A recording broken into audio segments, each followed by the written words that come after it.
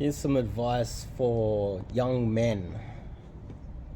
Never live with a woman until you get to the point where you are old, maybe getting a little bit sick, you are extremely broke, you're a career criminal, you're a drug addict. Then I'd say move in with a woman, she will help you out. But if you're a young man and you're trying, well, if you're watching this video, there's a good chance that you are trying to improve your life. You're out there looking for some sort of advice. You're out there looking for who's going to, what you should be doing with your life, basically. And as a young man, you really, especially in your 20s, you need to be pursuing an education, some sort of career, even though that has changed these days. You need to figure out how the world works, just simple things.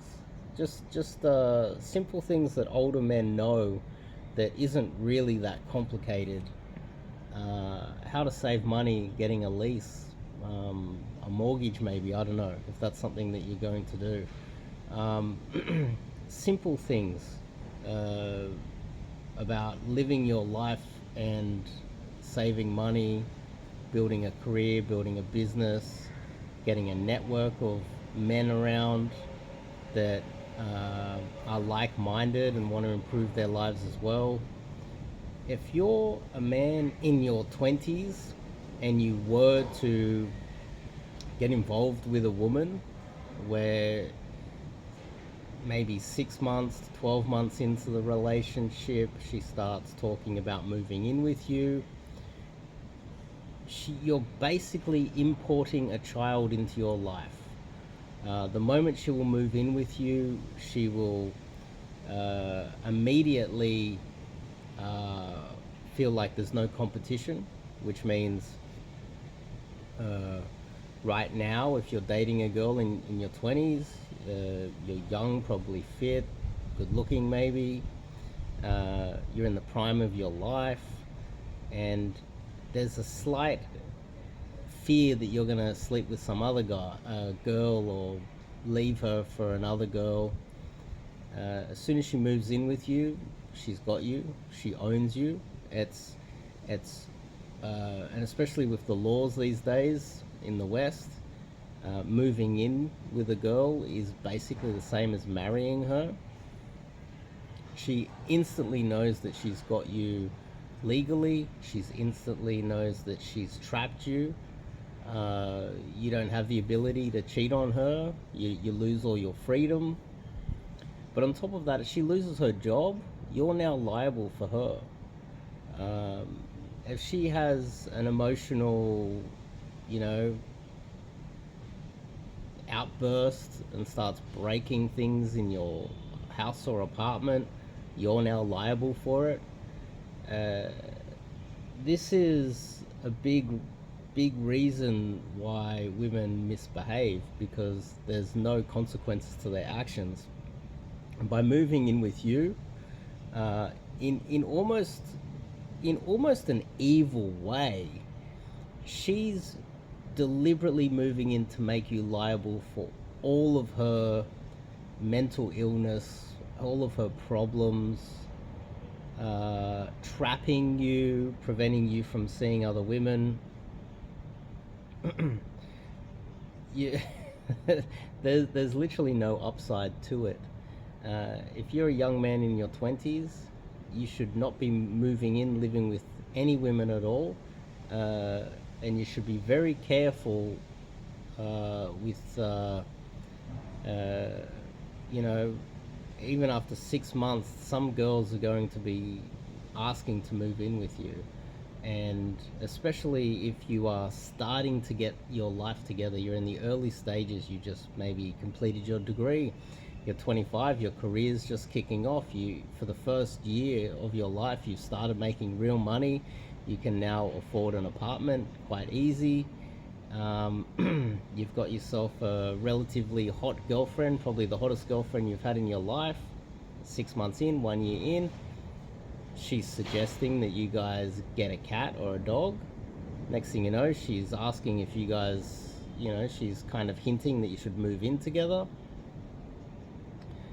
She's effectively trying to trap you as a form of guarantor for all of her mistakes in life, especially in her 20s. And she might be the nicest girl ever, but that, in a way, is female behavior. They just expect shit for free, basically.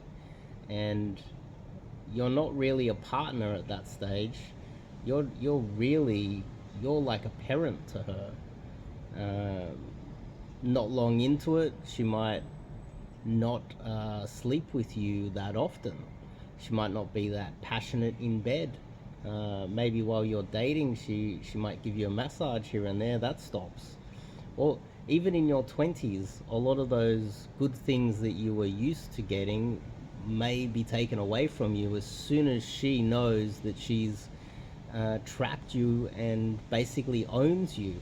And in some cases, with some malevolent women, which there are a lot of spoilt, malevolent women because of the political system in the West, they may even, while you're out there working, start sleeping with the guy next door.